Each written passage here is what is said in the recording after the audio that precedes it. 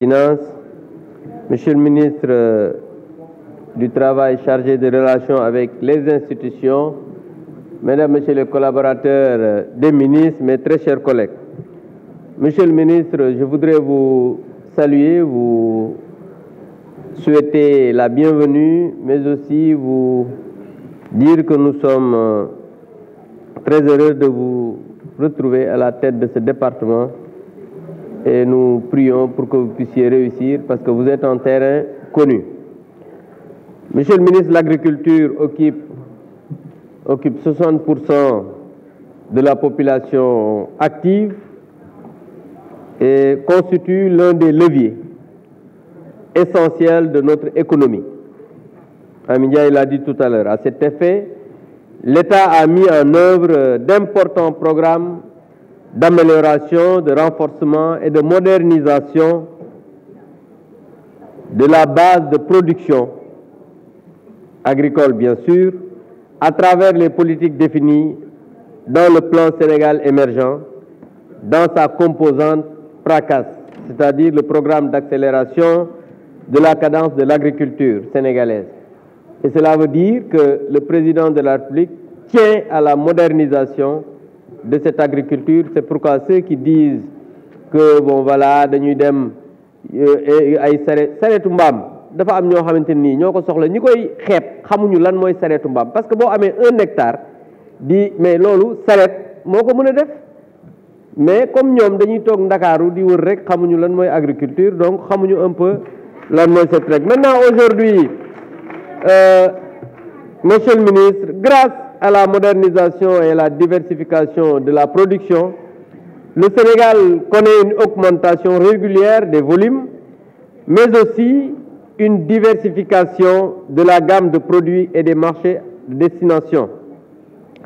Monsieur le ministre, revenant sur les projets et programmes, le développement agricole, je voudrais me féliciter de la formulation du PASSAT, qui est un programme très important, dont la vision pour la période 2024-2028 consiste à promouvoir quand même un secteur primaire, moteur de la relance économique et sociale, mais durable, afin d'atteindre une souveraineté alimentaire dans les meilleurs délais. En termes d'objectifs, cette stratégie de souveraineté alimentaire vise quand même 3 points. D'abord, assurer aux populations sénégalaises une sécurité alimentaire et nutritionnelle durable. Deuxièmement, développer une meilleure résilience face aux divers aléas, parce que ça existe, et impulser un développement économique et social à l'horizon 2035. Par ailleurs, monsieur le ministre, il me plaît de rappeler la place centrale qu'occupe l'agriculture dans le développement du secteur primaire. Ainsi, monsieur le ministre, dans ce secteur, l'activité devrait s'établir en moyenne à 4,8% en 2024. On en a parlé même au premier jour avec le passage du ministère de l'économie et du ministère des Finances. Et cette activité se maintiendrait sur ce niveau de croissance grâce notamment au dynamisme attendu du sous-secteur agricole. Parce que nous tous, nous savons que le sous-secteur agricole est dynamique et je pense qu'on en a parlé aussi au premier jour. Et ce dynamisme se poursuivra naturellement en liaison avec la mise en œuvre du programme agricole pour la souveraineté alimentaire, je l'ai dit plus haut tout à l'heure, le PASSAT.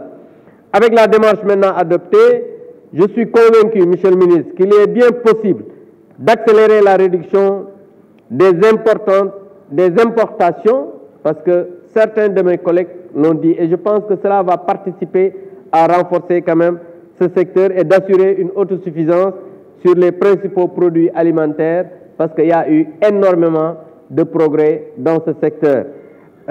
D'autant plus qu'avec les projets Agri-Jeunes, Tekki Ndaw Ñi, plus de 100 000 à 250 000 jeunes, dont 75% provenant du monde rural, sont attendus par an sur le marché de l'emploi.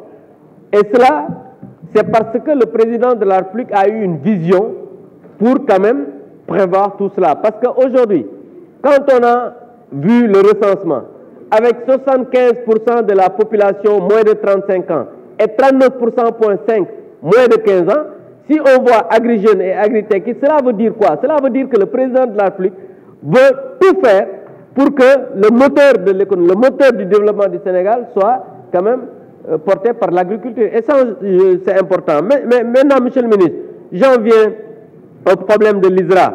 Même si les travailleurs de l'ISRA ne sont pas venus nous rencontrer en tant que groupe parlementaire, nous sommes là pour toutes les populations. C'est pourquoi, depuis quelque temps, on a entamé une petite grogne au niveau et des débrayages au niveau de l'ISRA. Il nous revient que la raison est liée à la non-signature des décrets portant règlement d'établissement et celui portant nouvelle grille salariale. C'est ce qui nous est revenu.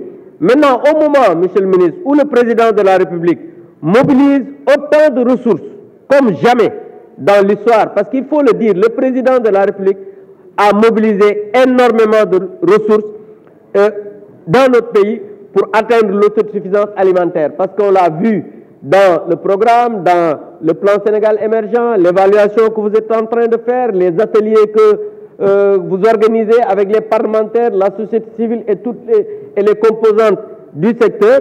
Je pense que nos chercheurs doivent être mis à l'aise. Ça, quand même, je pense que c'est normal, Monsieur le ministre, et pour pouvoir mobiliser, doivent être mis à l'aise pour quand même se mobiliser et l'atteinte quand même de cet objectif. Et pour ça, Monsieur le ministre des Finances, je pense qu'en rapport avec votre collègue qui vient d'arriver, ça il faut le dire, il faudrait engager le dialogue avec quand même ces syndicalistes et essayer de trouver une solution financière, non seulement pour que ces décrets puissent être signés, mais que le problème puisse être réglé. Parce que je pense que quand le président de la République mobilise énormément de ressources avec des hommes et des femmes qui ont quand même la capacité, avec à la tête un manager qui est dans son milieu, on doit pouvoir travailler à échanger avec ces travailleurs, avec ces chercheurs, pour qu'ensemble, qu'on puisse non seulement sur le plan réglementaire régler le problème, mais avec le ministère des Finances, travailler à trouver les crédits pour que ce problème-là puisse être un mauvais souvenir. Et je sais que le ministre, en homme de dialogue, en homme quand même de conciliation, essaiera de travailler avec ces travailleurs en rapport avec son collègue des finances pour que ce problème-là puisse être réglé. Monsieur le Président, voilà ce que je voulais partager avec la représentation nationale, avec le ministre. Je vous remercie de votre aimable attention.